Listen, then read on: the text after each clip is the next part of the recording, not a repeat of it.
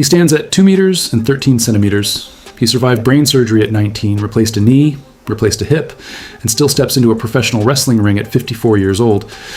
But the most shocking thing Paul Wight, the man the world knew as Big Show, has ever publicly admitted, has nothing to do with championships, rivalries, or knockouts. It has to do with a trail in the middle of the mountains. That's right. One of the most physically dominant human beings to ever walk this planet has a simple dream: to hike in nature.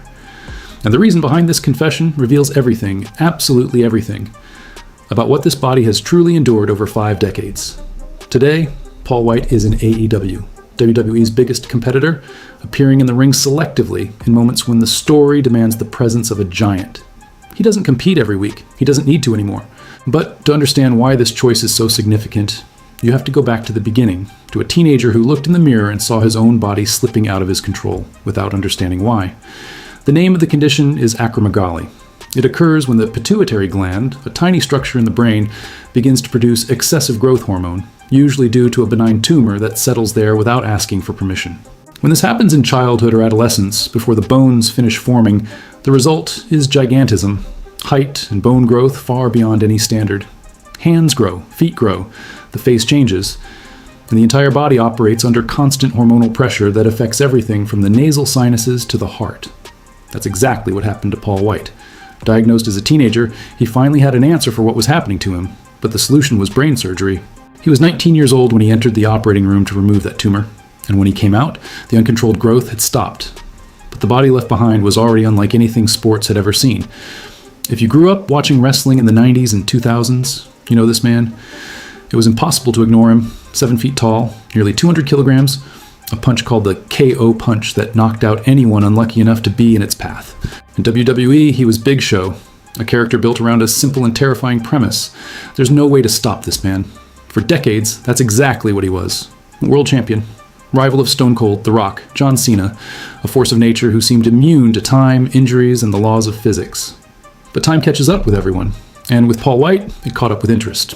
Today, at 54, Wight is in AEW, All Elite Wrestling, where he appears strategically and selectively, handpicking the moments when a giant needs to make his entrance. He no longer carries the weight of a brutal weekly schedule. He no longer absorbs the physical punishment of a full-time wrestling agenda. Instead, he shows up when the story calls for it, when the moment demands something only he can deliver, and then steps back. It's a smart model. It's a sustainable model. And above all, it's the model of a man who has finally learned to listen to his own body, after decades of ignoring everything it tried to tell him. Imagine being a teenager and feeling your body grow in a way no one around you can explain. It's not normal puberty. It's not favorable genetics.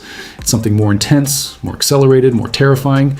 Your hands get bigger, your feet get bigger, your face changes.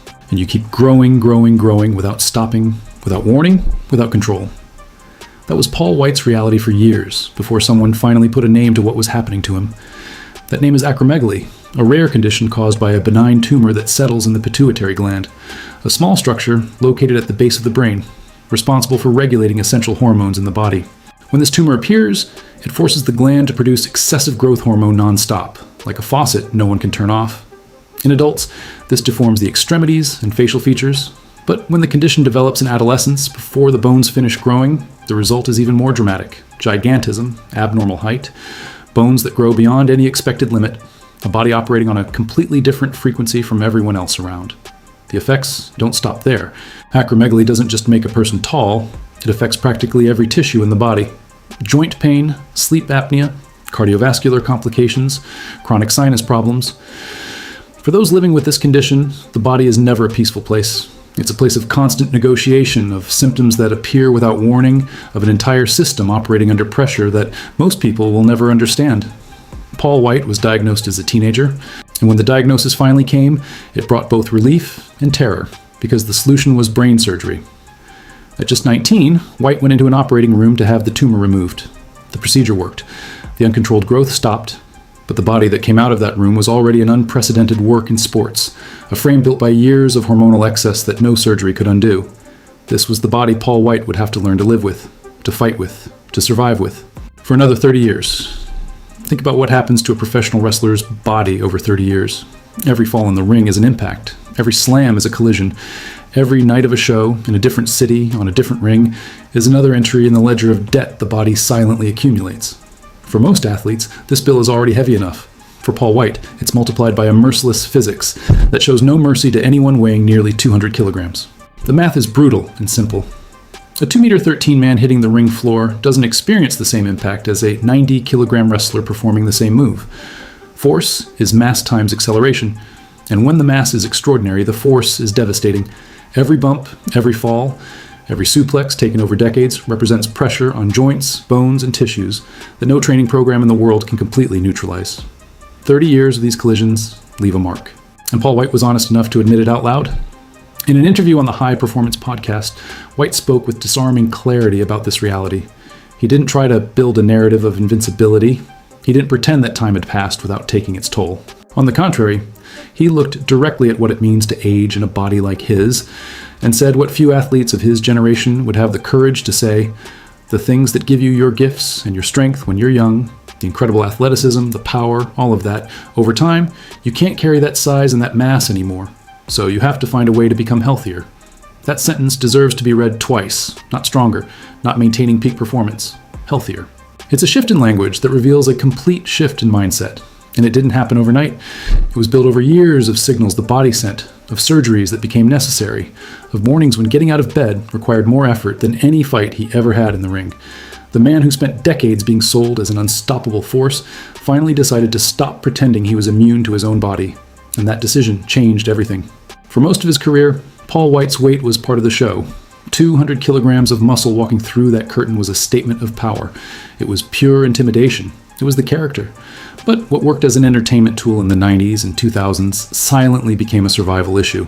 And at some point between championships and world tours, Wight had to look at the scale not as a performer, but as a patient. Today, he weighs 175 kilograms. For most people, that number is still unfathomable. But for those who have followed Wight's career, it's a significant achievement. He was once billed at over 200 kilograms at the peak of his career, and he doesn't intend to stop there. In interviews, Wight has been specific about where he wants to go. For me, now at 175, 159 key, 154 kilo seems very healthy. With 18 kilos less, it's easier for me to move, to walk more. These are numbers that, for anyone else, might seem abstract. For Wight, they represent the difference between a joint that can handle the weight and one that can't anymore. And here's what makes this journey truly powerful.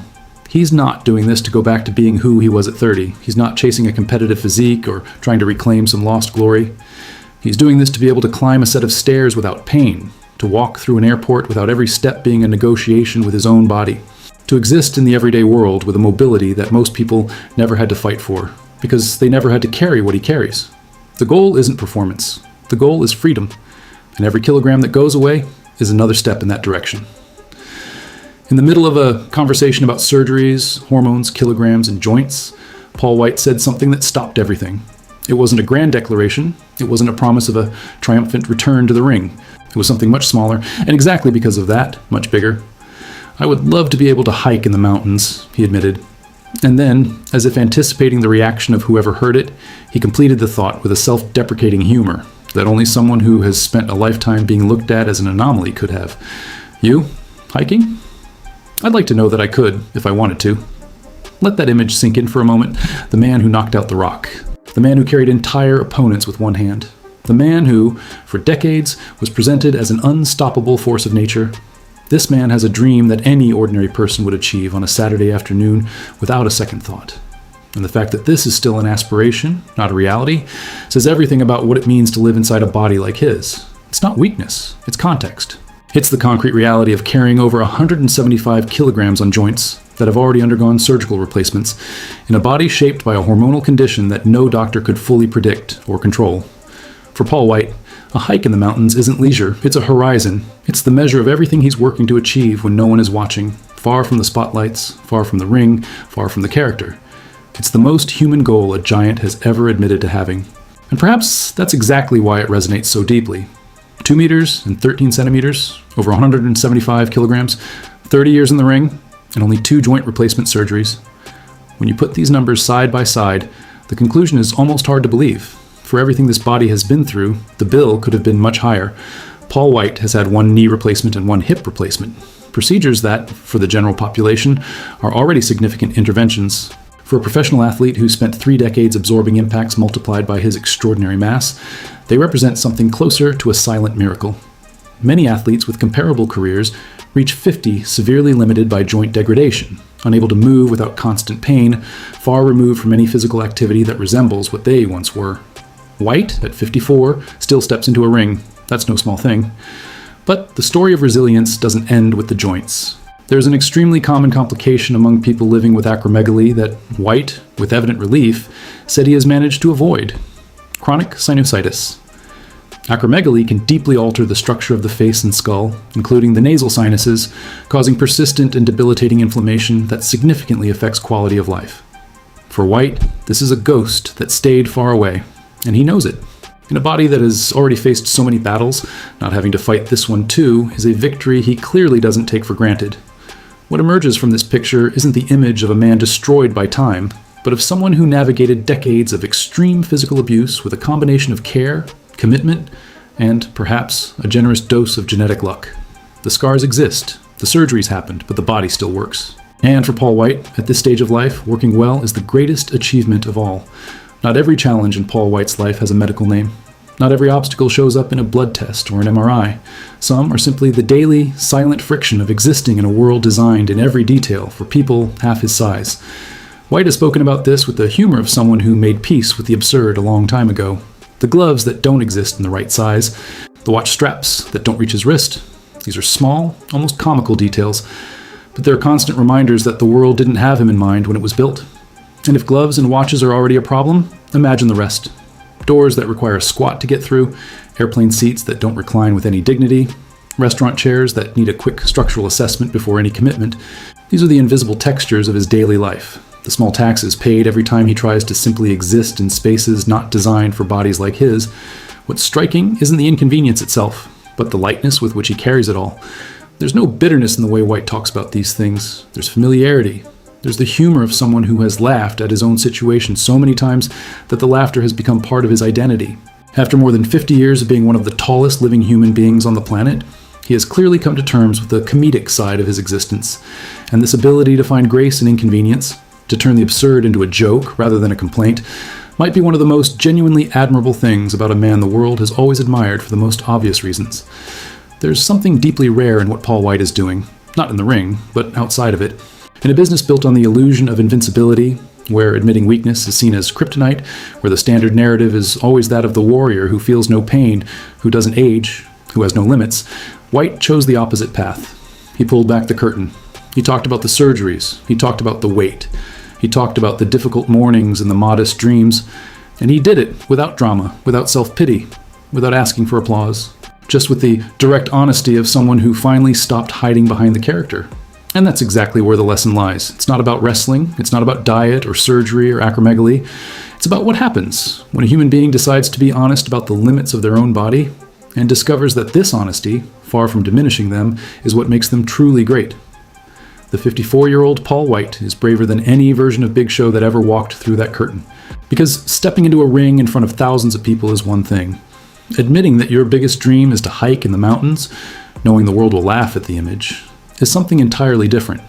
For the fans who have followed this man for 3 decades, who have seen every slam, every championship, every script twist, every triumphant return, what Wight offers now is something no title could ever provide: real perspective. The message isn't one of defeat, it's one of evolution. The goal is no longer to be who he was at 30. The goal is to move well, to feel good, and maybe one day lace up a hiking boot and disappear for a few hours among the mountains, far from the spotlights, far from the ring, far from everything the world always expected of him. Just a man, his body, and the simple freedom of walking. And if you think that's too little for a giant, then you've understood nothing about what it truly means to be great.